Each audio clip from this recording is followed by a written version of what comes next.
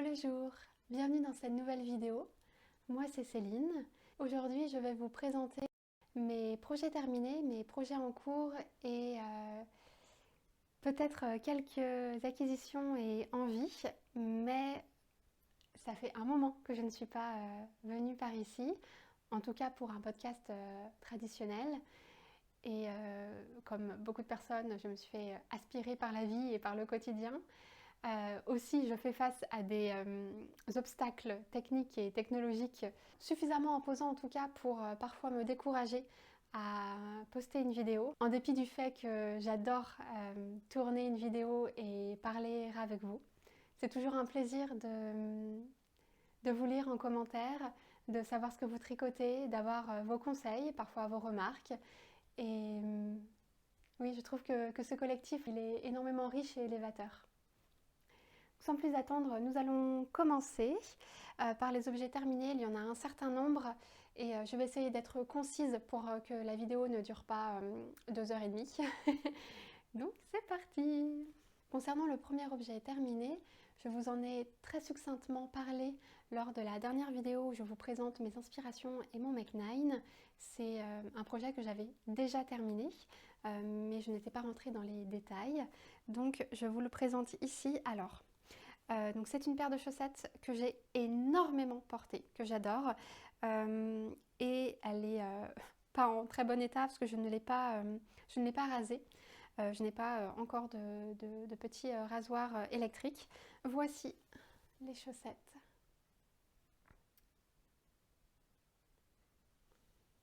Donc comme d'habitude, je ne sais pas si ça fait la mise au point parce que je n'ai pas de retour caméra. Alors, pour le modèle, il s'agit des Magic Toadstool Socks de Charlottestone, qui est une designeuse principalement de chaussettes britannique qui habite en Suisse, d'après la remarque d'une personne qui avait regardé une vidéo il y a quelques temps et qui m'avait reprise sur mon erreur, donc merci. Je l'ai commencé toute fin décembre et je l'ai terminé le 6 janvier 2026. J'ai mis à peu près une semaine à les faire et comme vous pouvez le voir, elle bouloche un petit peu, ce qui est tout à fait normal car la laine que j'ai utilisée c'est la Jowool Silk, donc il y a un petit pourcentage de soie et la soie ça bouloche toujours un petit peu au début. Donc il suffit de raser et puis après ça s'en va et ce sont des chaussettes donc ça n'a pas grande importance. Mais la laine est du coup extrêmement douce et très chaude. Mais parlons avant tout du modèle que je vous ai quand même un petit peu présenté. Donc il s'agit d'un modèle qui se décline en 3 tailles. C'est un modèle assez simple en jacquard avec seulement une bande de jacquard ici au niveau de la cheville et au niveau de la pointe juste avant les orteils. Sinon c'est vraiment que du jersey. Donc c'est un modèle qui existe je crois en français et je ne sais pas si vous avez déjà tricoté des modèles de Charleston, mais c'est extrêmement limpide, c'est très clair, c'est transparent. On peut entièrement se laisser aller et faire confiance et c'est toujours un vrai plaisir de tricoter ces modèles. Ce que j'ai aimé dans ce modèle, contrairement à d'autres que j'ai tricotés, c'est que puisqu'il n'y a pas de jacquard le long du pied, elle propose un talon renforcé à gousset que moi je préfère. Je n'aime pas les talons à rond raccourci. Si vous avez vu mes précédentes vidéos concernant les chaussettes, je fais toujours des modifications pour réaliser le talon que je préfère. Je l'ai donc tricoté dans 3 fils différents. Alors concernant le rose ici, qui est un rose plutôt framboise, c'est cette laine là qui est très belle, très profonde. Il s'agit en fait d'un petit lot de mini que j'ai acheté à un salon de laine l'été dernier. Donc la marque c'est Célène. et c'est de la laine à chaussettes traditionnelle, donc 75% mérino, superwash, 25% nylon. Pour le marron doré, j'ai utilisé donc ce qu'il me reste ici. Donc, comme je vous l'indiquais en début de vidéo, il s'agit de la Jawol Silk. C'est le coloris 130. Donc la Jawol, c'est de la marque Lang. Que j'aime vraiment beaucoup. Alors effectivement, elle bouloche un petit peu, mais je la trouve très douce, très agréable. C'est, je pense, une de mes laines à chaussettes traditionnelles avec du nylon et superwash que je préfère. Et enfin, pour le talon et les orteils, j'ai utilisé ceci. Il s'agit de la Fabelle de Drops dans le coloris 121. Concernant les aiguilles, je les ai tricotées en 2.25 et en 2.5 pour le jacquard. J'augmente toujours d'une demi-taille pour le jacquard car ça serre un peu plus. Et là, c'est vraiment nickel, mon pied rentre parfaitement dedans. Concernant les modifications, je crois que c'est ce que je fais maintenant systématiquement. Lorsque je récupère les mailles ici, j'en récupère toujours davantage, donc toujours le nombre quand même exact de part et d'autre. Mais là, j'ai récupéré 2 mailles en plus que ce qui était préconisé, afin que ça ne forme pas de trous et que ce soit bien dense au niveau du raccord. Comme d'habitude, je décris absolument tout. Sur mon profil Ravelry, je vous mettrai les liens en barre d'infos pour que vous puissiez regarder et lire certaines modifications si ça peut vous aider. Je les écris à la fois en français et en anglais. Ça permet au plus grand nombre d'avoir l'information. Ensuite, le second projet terminé est également un accessoire, mais qui n'est pas pour moi. Je l'ai réalisé pour mon amoureux pour notre anniversaire qui avait lieu à la mi-février. Donc je l'ai tricoté en cachette sur mes pauses déjeuner. Il s'agit d'un bonnet. Donc le modèle, c'est le Oslo Hat de petite knit. Donc là, je n'ai pas pris de photo portée, mais montrer comme ça ne donne pas grand chose et je ne vais pas vous faire l'outrage de le porter parce que ça ne va pas du tout m'aller. Et j'ai suivi quasiment à la lettre le patron, hormis le fait de la longueur de la bande ici que j'ai réduit. Alors, j'ai quelques petites choses à dire à propos de ce patron. Donc, tout d'abord, je l'ai réalisé dans la Heavy Merino de Knitting for Olive, dans le coloris Bordeaux. C'est une laine assez épaisse qui fait 125 mètres pour 50 grammes pour un échantillon de 18 mailles qui se tricote principalement en 4.5. Et donc moi je l'ai tricoté en 3.5 et j'ai utilisé 3, on va dire, j'ai commencé à peine une 3e pelote. J'ai eu un moment de panique pendant que je tricotais. Je me suis dit que je n'allais pas avoir assez de 2 pelotes, j'en avais acheté que 2 au départ. Et au final, j'ai utilisé même pas 3 grammes de la 3e pelote. Donc j'ai un reste assez considérable. En fait, j'ai quasiment une pelote entière de cette laine. Le patron est très bien écrit, comme tout ce que fait Petite Knit. En revanche, j'ai détesté le process. Je crois que le sample, lui, se tricote en 2 brins Nasgarn, donc c'est également très épais, et le fait que ça soit tricoté dans des aiguilles qui sont relativement petites pour l'épaisseur de la laine, ça demande énormément de force et en fait ça fait mal. C'est la première fois de ma vie que j'avais mal en tricotant et j'ai pas du tout apprécié. J'avais hâte que ça se termine, d'autant plus que c'est très long, puisque la bande ici, en fait, on la tricote pendant un certain nombre de centimètres, puis on vient la replier pour la coudre. Donc c'est très beau. Ensuite, on fait un certain nombre de rangs de points mousse. Et là, pareil, je suis très dubitative face à ces rangs de points mousse. Alors, effectivement, ça donne de la tenue, mais là, le bonnet, il est trop grand. Il est trop long. Et mon amoureux en fait ne peut pas remonter la bande comme ceci, parce qu'en fait le point mousse se voit. Et ça c'est vraiment dommage. Dans la dernière vidéo de Mohair et Phil, qui a été une chaîne qui a été créée par Amélie et Charlotte, donc une maman et sa fille, c'est vraiment, je vous les conseille, c'est très très chouette de les écouter. Amélie l'a également tricoté et il est également trop grand, et elle a décidé de le feutrer un petit peu. Alors moi je n'ai pas de sèche-linge, donc je ne sais pas si je peux le feutrer en dehors d'un sèche-linge, mais je pense que je vais tenter le coup parce que en termes de circonférence ça lui va parfaitement, mais ça peut réduire un petit peu sans trop de soucis, mais vraiment en termes de longueur il y a vraiment il y a un embut assez conséquent, et c'est pas du tout élégant. Donc je suis un peu frustrée face à ce patron et au résultat. En revanche, le fait d'avoir tricoté en 3.5, ça donne une matière qui est très dense et très chaude. Donc là-dessus, le résultat est top, mais tout le process ne m'a pas plu et a été assez douloureux. Donc je pense que c'est quelque chose à savoir et à tenir en compte, d'autant plus si on a mal de manière générale en tricotant. C'est un patron que je déconseille. Peut-être qu'il y a d'autres bonnets qui se tricotent dans des tailles d'aiguilles plus grandes, et ça permettra d'être moins en tension. Ouais, c'est plutôt ça, il y avait vraiment beaucoup de tension dans mon tricot, alors que moi je tricote plutôt lâche.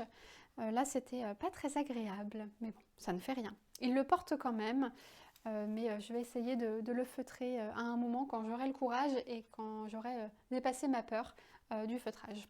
Pour le troisième projet terminé, il s'agit de ce que je porte, et c'est un test que j'ai réalisé pour Marie-Ève de la marque et compte Instagram et chaîne YouTube Inner Skin, qui est une femme absolument adorable, qui est canadienne, je crois, ou québécoise, on en a discuté en plus et je ne me souviens plus, pardon, et qui habite désormais en Italie.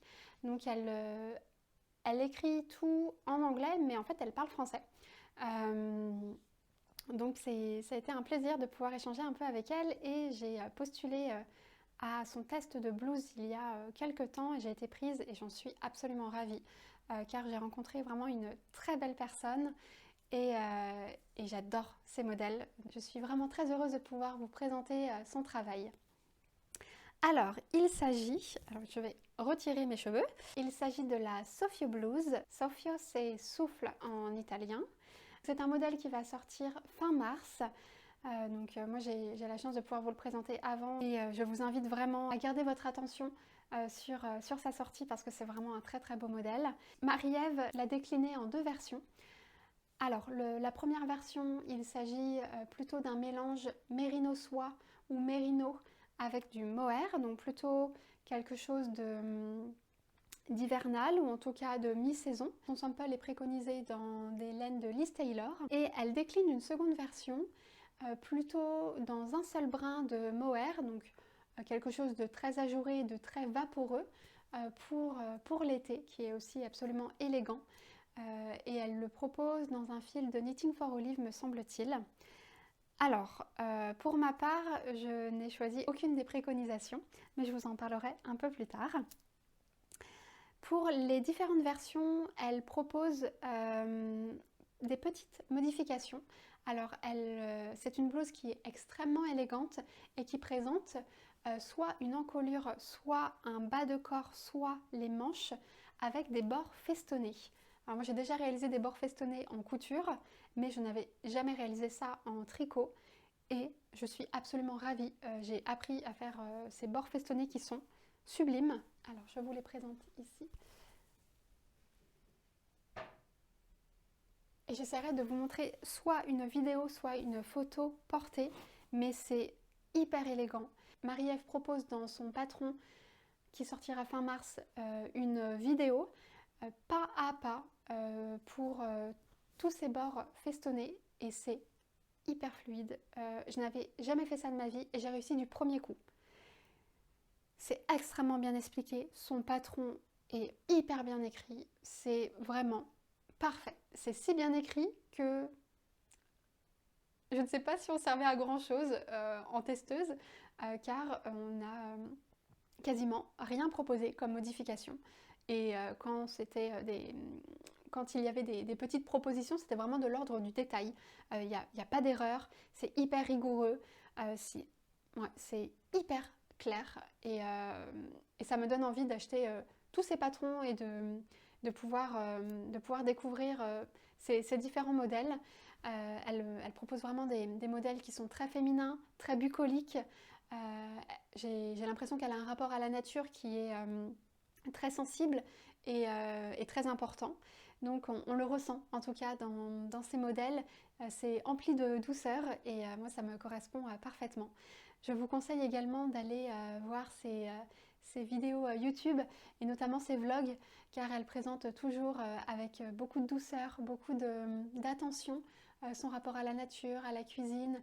C'est toujours une petite bulle et un temps qui s'arrête, et ça fait beaucoup de bien dans cette société et dans cette vie qui va à 1000 à l'heure.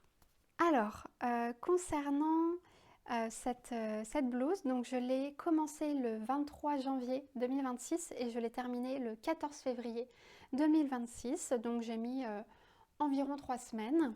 Je l'ai tricotée en aiguille 3.5 et en aiguille 3, donc ce sont des petites aiguilles, et puisque j'ai un fil estival, j'ai utilisé un kit que j'ai eu par mon amoureux pour mon anniversaire.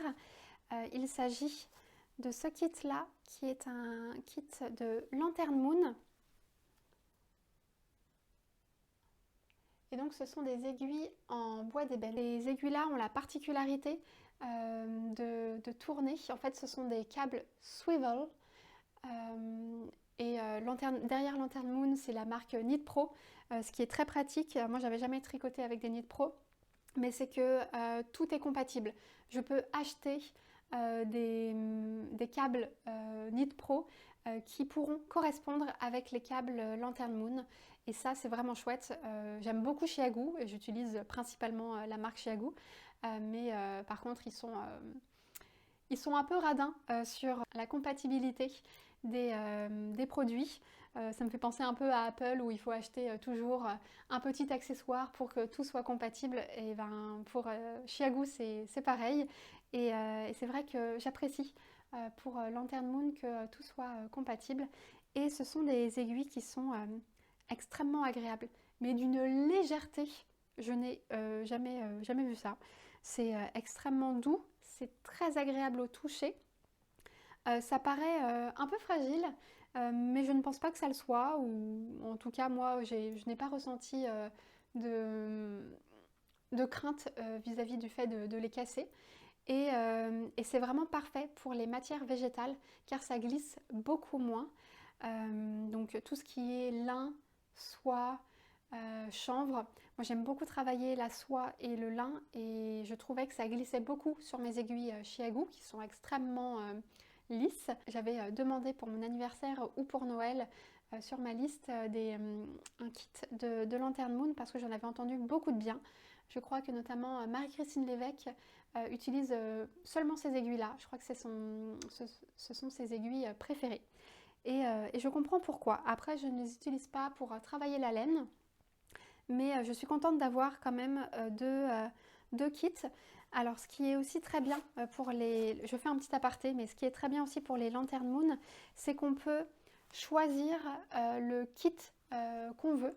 Il est décliné en 5 ou 6 kits selon notre utilisation. Donc moi, j'ai demandé un petit kit. Il y a 5 paires d'aiguilles qui vont de 3 à 5, donc 3, 3.5, 4, 4.5, 5. Et en vrai, moi, c'est tout ce que j'utilise quasiment. On n'est pas obligé de mettre un prix monstre dans un gros kit dont on n'utilisera pas, malheureusement, certaines aiguilles. Donc je vous le conseille sincèrement. Et donc si j'ai utilisé ces aiguilles-là, c'est que j'ai utilisé des fibres végétales en partie pour avoir ce rendu de couleur absolument magnifique et un espèce de grenat hyper profond et hyper lumineux. J'ai utilisé le lin de Derirum Natura qui est la qualité Antigone, qui est un grenat hyper profond, hyper lumineux. J'aime beaucoup travailler le lin et c'est la première fois que je travaillais le Antigone que j'avais envie de tester depuis très longtemps, mais il est vraiment très cher. Je crois que c'est 16 ou 18 euros la pelote, mais il est incroyable. Pour l'instant, c'est mon lin préféré, mais bon, je ne vais pas en acheter tous les jours, c'est clair. C'est un 100% lin peigné de Normandie qui est cultivé sans pesticides. Il fait 260 mètres pour 100 grammes. Il se tricote en aiguille 3 ou 4.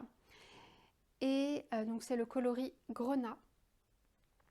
J'ai fait le choix de le tricoter avec un mohair. J'avais vraiment envie de tester et j'ai choisi cette couleur-là qui faisait partie de mon stash. Donc il s'agit du mohair et soie de Yarn by Simone dans le coloris La Valse d'Amélie, qui est sublime, aussi extrêmement lumineux. Donc les deux côte à côte, vous voyez quand même que celui-ci tire plus sur la framboise, alors que celui-ci est vraiment plus grenat. Mais donc les deux ensemble, ça donne cette beauté. Je suis ravie. Je trouve que la couleur est sublime. Je trouve que c'est une couleur qui me va plutôt bien. Donc je suis extrêmement contente de tout ça. Je craignais un peu de manquer de laine et de fil. Donc il me reste en tout deux pelotes de cette magnifique laine. Donc je vais voir ce que je peux faire avec, mais il y a sûrement des petites camisoles pour l'été qui se tricotent en fil simple et en aiguille toute petite pour cette laine. Et concernant le mohair, il me reste tout juste ça. Alors, donc moi j'ai fait le choix de tricoter les bords festonnés donc au niveau du col et des manches. Donc je vais essayer de me lever. Hop.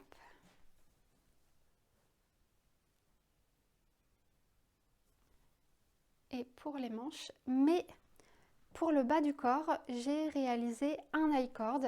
La blouse se tricote sans couture en rond de haut en bas, donc c'est un top-down. Il est présenté des rangs raccourcis et c'est une construction en épaule contigus, ce qui donne toute son élégance au modèle. Il y a également une attention portée sur la forme des épaules pour que ça vraiment épouse très très bien le corps. Donc, ensuite on continue le yoke et on vient en fait faire des diminutions qui rappellent un peu le raglan.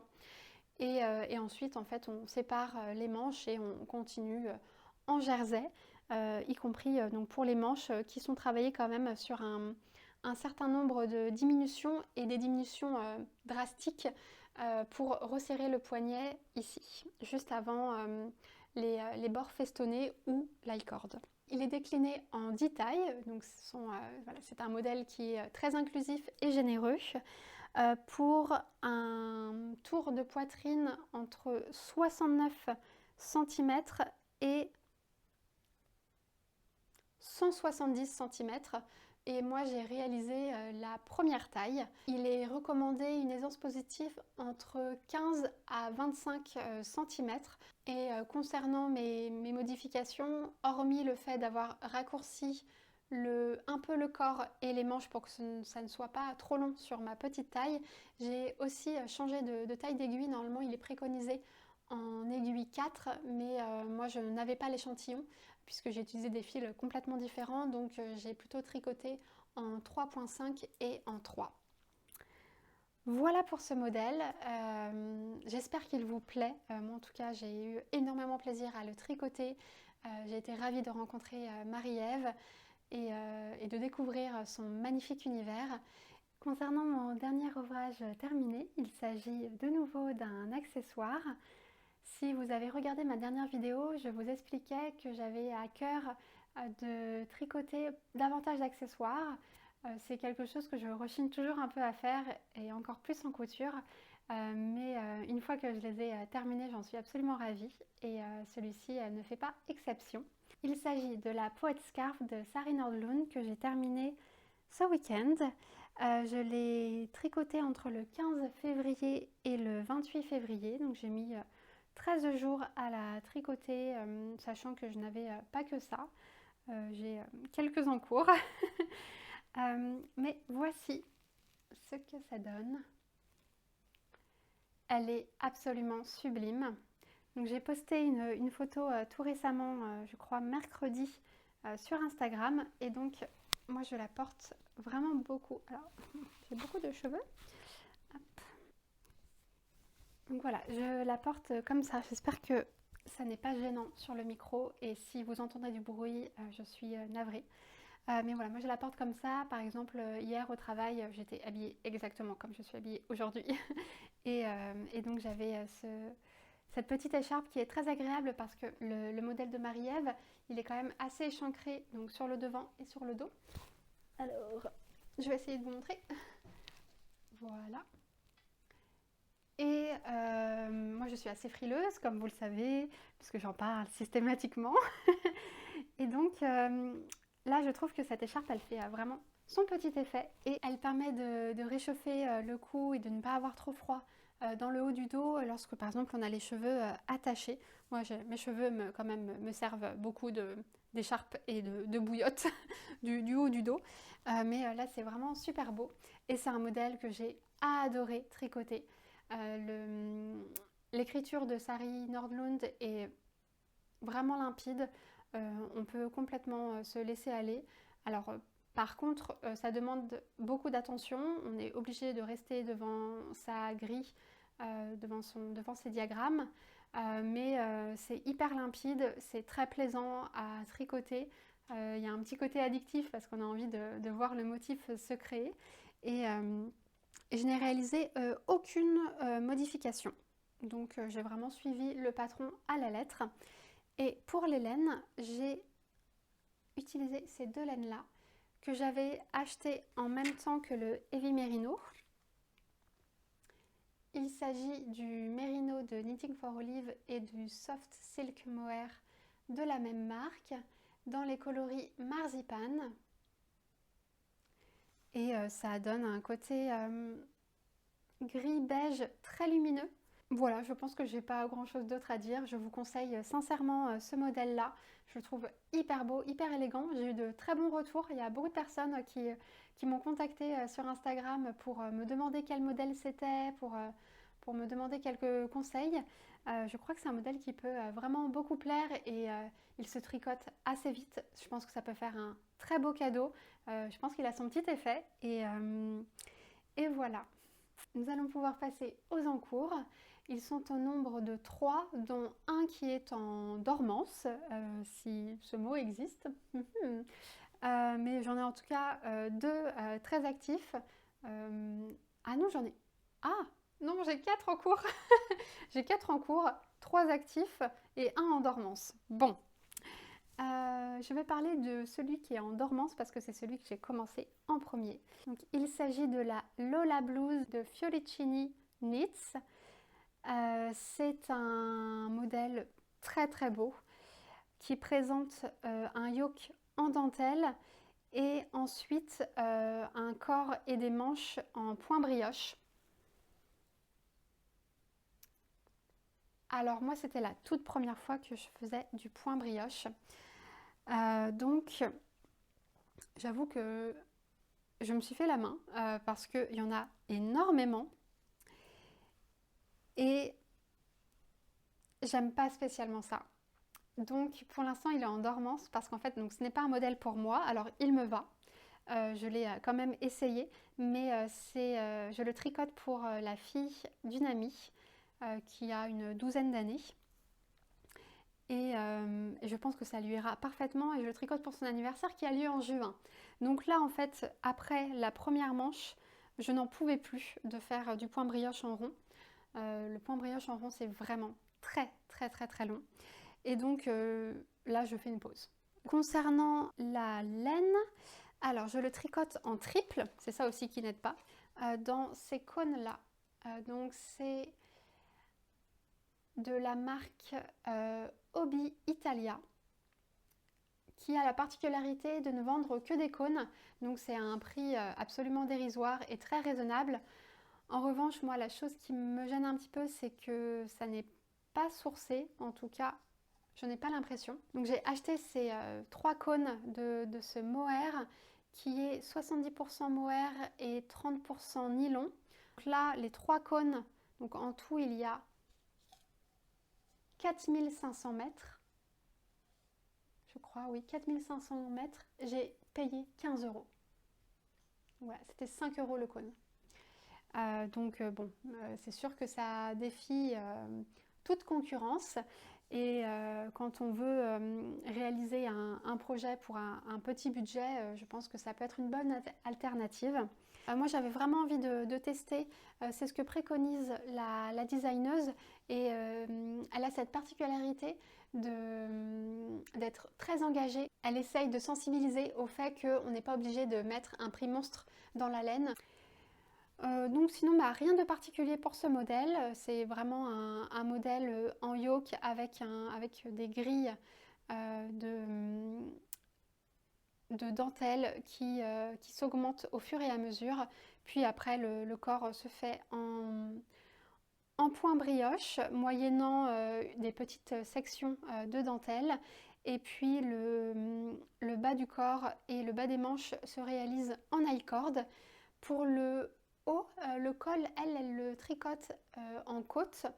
Mais moi, j'avais vraiment envie d'un modèle très estival, donc j'ai fait une bordure en crochet. Alors, je crains qu'elle soit un peu trop serrée, donc je vais peut-être la détricoter pour la réaliser de nouveau et peut-être dans un autre point que celui que j'ai réalisé pour que ce soit quand même un peu plus lâche. Mais je ne suis pas hyper convaincue du col en côte. Donc voilà, donc ça c'est en dormance, ça sera terminé pour juin, mais là je fais une grande pause. Mon second en cours, donc il s'agit d'une paire de chaussettes que j'ai évoquée tout à l'heure. Donc j'ai terminé la première, voici, donc ce sont vraiment des chaussettes extrêmement basiques, type chaussettes à la vanille. Et donc voici la seconde. Alors les laines sont différentes, enfin en tout cas les couleurs sont différentes, car j'utilise une pelote de laine qui est dégradée. Il s'agit de la 1000 coloris Socks Lace Luxe de Lang Yarns. Et donc, puisque je ne l'ai pas séparée en deux, les chaussettes sont différentes et moi je les fais à dessin. Ça m'est complètement égal et en même temps je trouve ça même plutôt rigolo.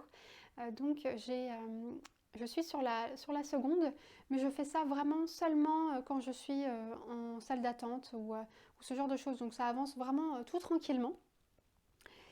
Et alors le coloris par contre, il s'agit du coloris 215, donc qui est un bleu nuit à paillettes. Et pour le contrastant, le rose, il s'agit de la Fabelle de Drops, encore une fois. Et c'est le coloris 102. Pour ces chaussettes-là, je n'utilise pas de patron. Je les tricote en 2.25, que j'ai monté 56 mailles et j'ai fait un long tail caston. C'est pas un montage qui est très utilisé pour les chaussettes, ou alors il est utilisé sur 2 aiguilles. Mais moi, vu que j'ai une cheville très fine, je ne supporte pas quand les chaussettes tombent, glissent. C'est vraiment quelque chose dont j'ai horreur. Donc j'aime bien que ce soit bien serré. Donc je fais toujours un long tail caston seulement sur une aiguille. Mais généralement, si je donne des conseils à des proches pour leurs chaussettes, je leur préconise de faire sur 2 aiguilles. Donc voilà, après j'ai fait des côtes 1-1 sur un certain nombre de centimètres, puis j'ai tricoté en jersey, j'ai fait un talon renforcé à gousset, et puis j'ai continué également sur un certain nombre de centimètres. Puis j'ai fait diminution sur les orteils et mon grafting. Je vous décrirai absolument tout lorsque j'aurai terminé les chaussettes. Ensuite, pour le troisième en cours, je pense que je vais prendre un peu de temps sur ce magnifique ouvrage. Il s'agit du Flower Loops de The Other Loops. qui a écrit ce design pour le livre consacré et dédié aux Moomins de l'Enne Magazine, qui est un très très bel écrin, un bel ouvrage. J'étais littéralement tombée en pâmoison devant ce modèle et donc je l'ai castonné dès que possible. Alors, je l'ai quasiment terminé, donc je suis absolument heureuse de vous le montrer. Voici, alors il n'est pas du tout bloqué, hein, mais voici, hop, alors attendez, il y a des fils par ici qui bloquent, voilà.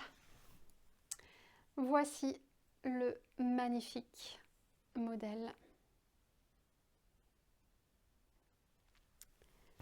Alors, donc c'est un modèle d'hiver, clairement d'hiver, qui est bien chaud, que je vais terminer, que je pourrai à peine porter parce qu'il commencera à faire chaud. Donc tant pis.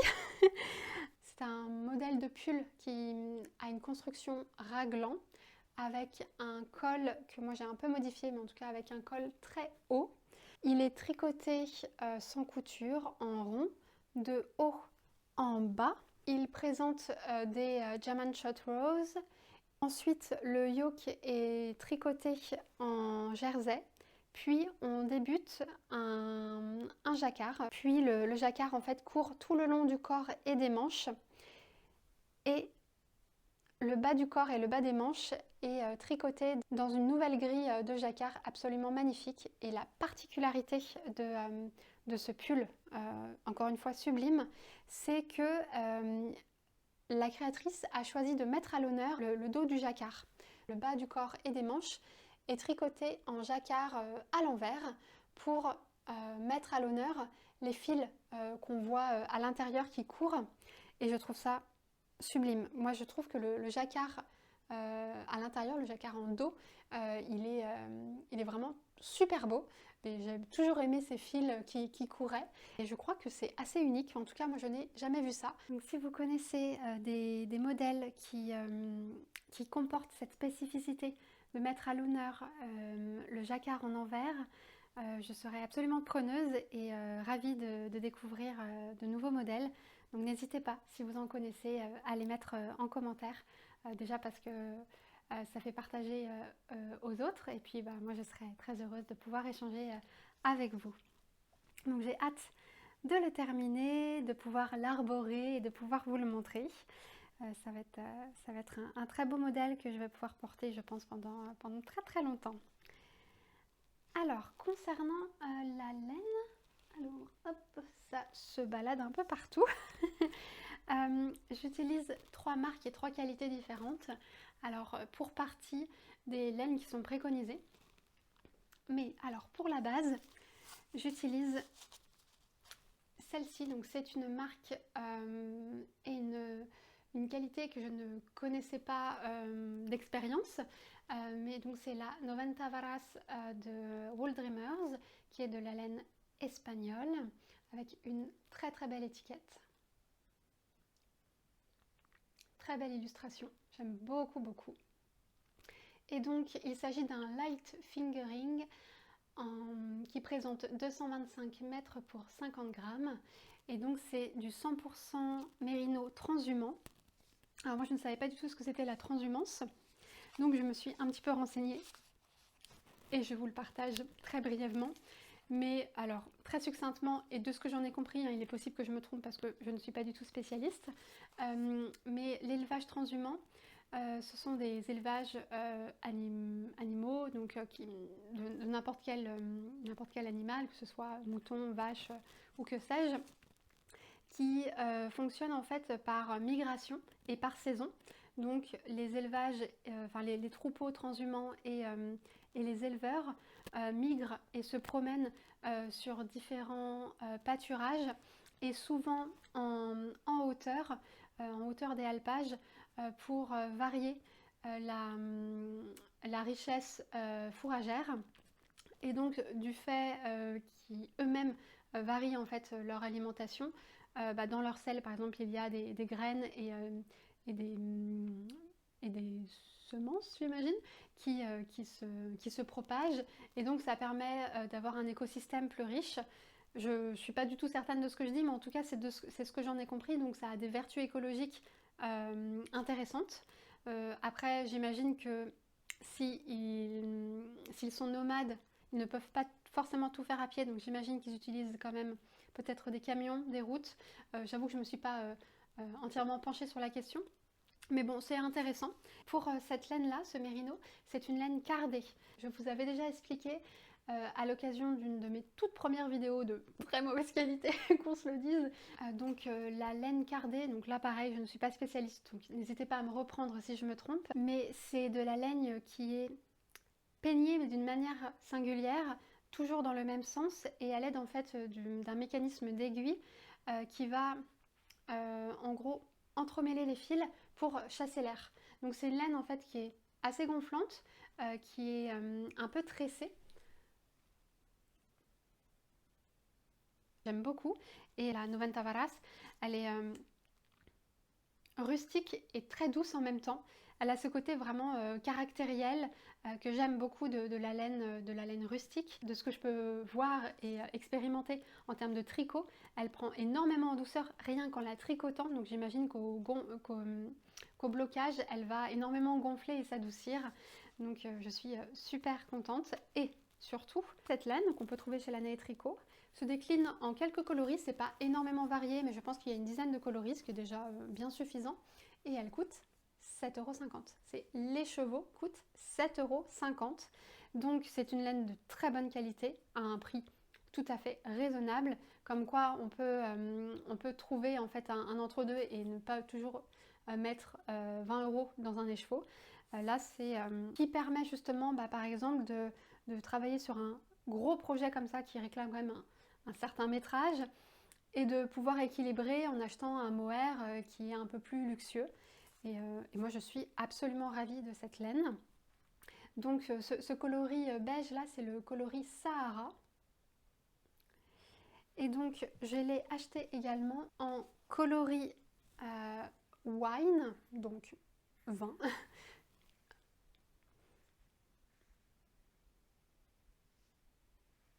Qui est très profond. Et pour le troisième coloris dans ces couleurs orange, rouge, je n'ai pas trouvé ce qui me fallait chez Wool Dreamers, donc je suis allée dans ma mercerie locale et j'ai acheté pour le coup un merino très basique, mais qui est quand même un light fingering, donc c'est la Sunday de Petit Knit de la marque Sandnes Garn, dans le coloris Poppy. Et je sais pas si c'est parce que c'est Petit Knit ou pas, mais en tout cas Sandnes Garn augmente pas mal ses prix. Donc cette pelote elle est pas donnée, je crois qu'elle est plus chère que les chevaux. Voilà. Et concernant les mohairs, sans grande surprise, j'utilise le mohair d'Isager, qui est pour le coup préconisé par la designeuse. Et donc voici. Alors ce coloris là c'est le 6, me semble-t-il.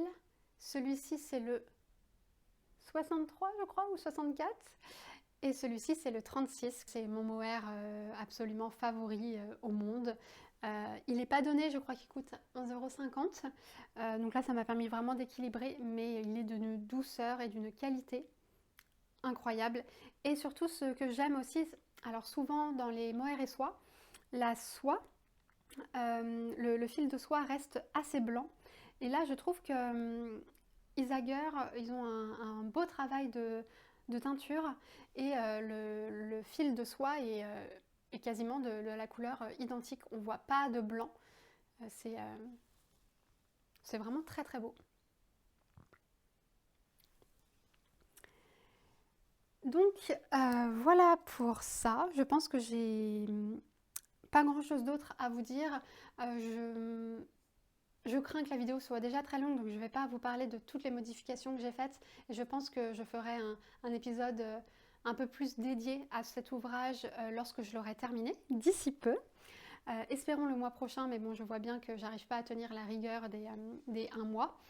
Je peux juste vous dire que j'ai modifié énormément les manches, un peu le col et que pour le corps, je fais entre la taille 1 et la taille 2. Donc c'est vraiment un modèle unique, si je puis dire. Mais voilà, il me plaît beaucoup.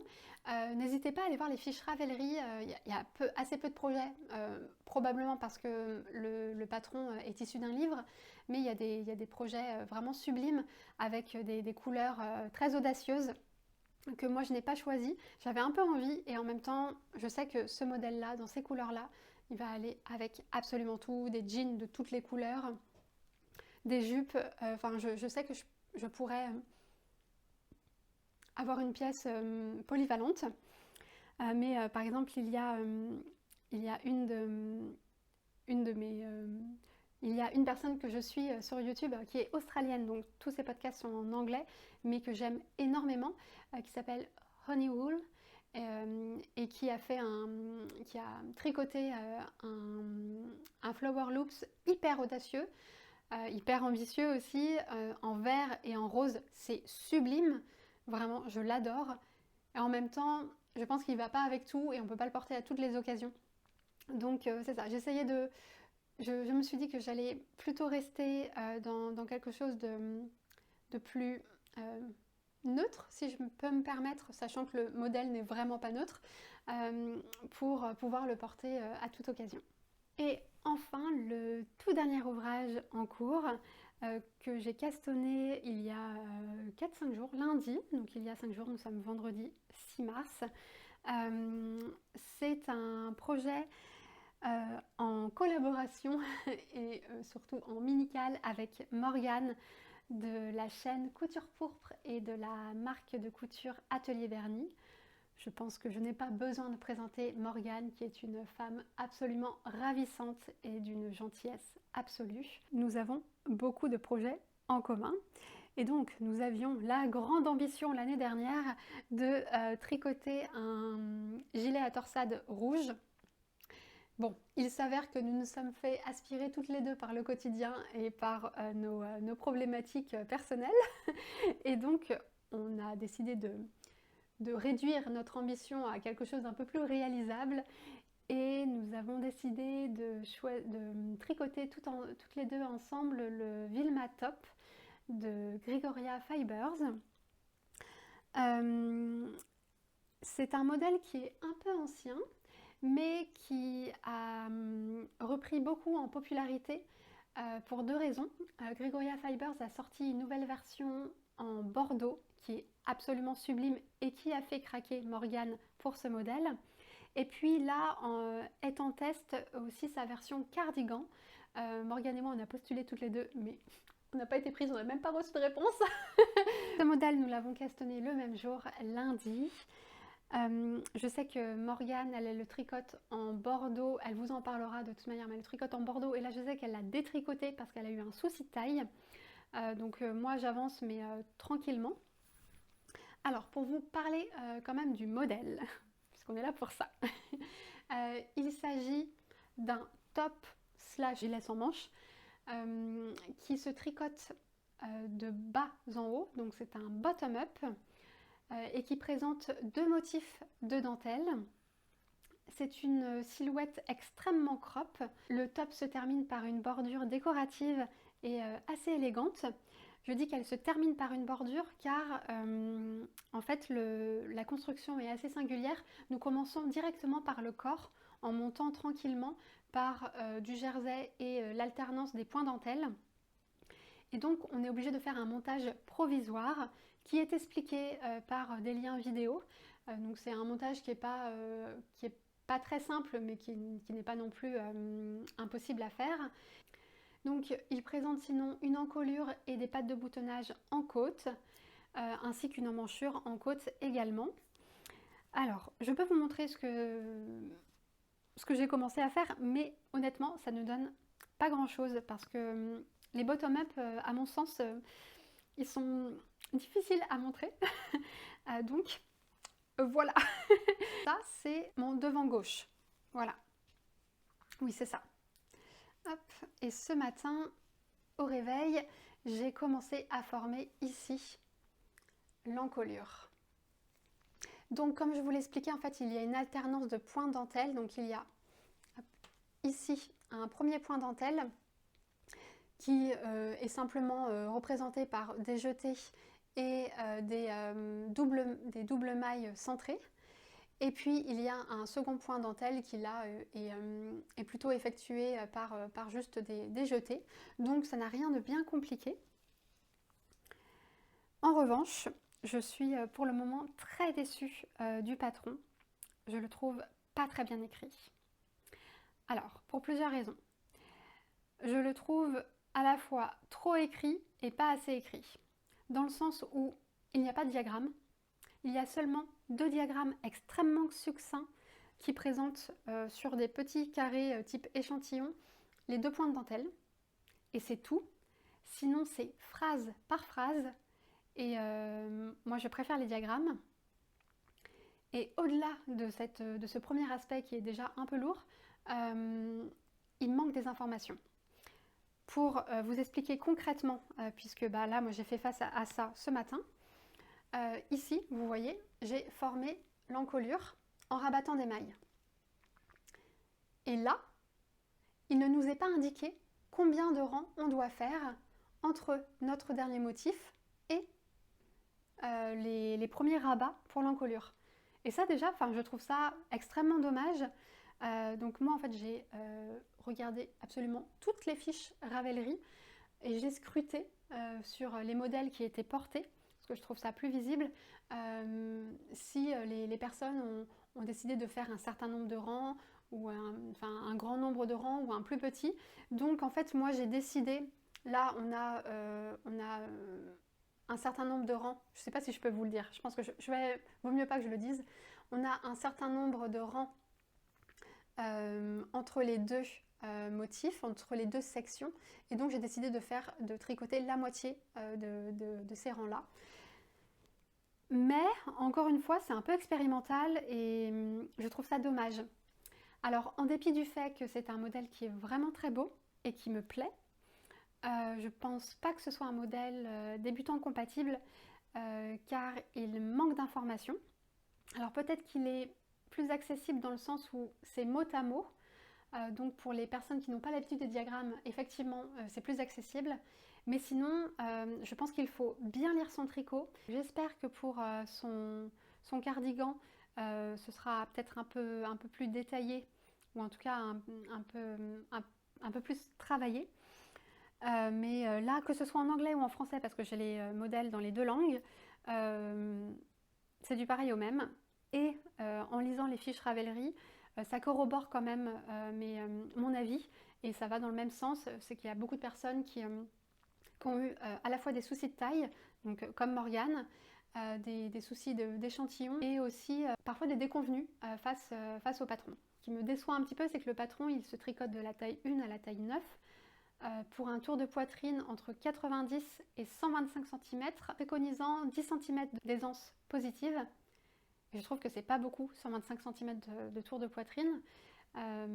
Donc c'est pas hyper inclusif. Et pour vous parler rapidement de la laine, il s'agit de la Roussin Alpaga de la marque Boucle Laine, qui est une petite entreprise tenue par 2 femmes dans le Finistère, donc là où j'habite, et vous le savez déjà parce que j'en ai déjà parlé, mais j'aime énormément leurs valeurs, j'aime énormément leur travail, leur acuité sur les choses et sur le monde laineux, le monde animal. Alors celle-ci, donc c'est la Roussin Alpaga, c'est une laine Decay qui est assez gonflante et très très rustique. Elle est vraiment très sèche, vraiment très très sèche. Et donc je l'ai choisi exprès pour ce modèle parce que je trouve que ce modèle, il a énormément de caractère, énormément de tenue.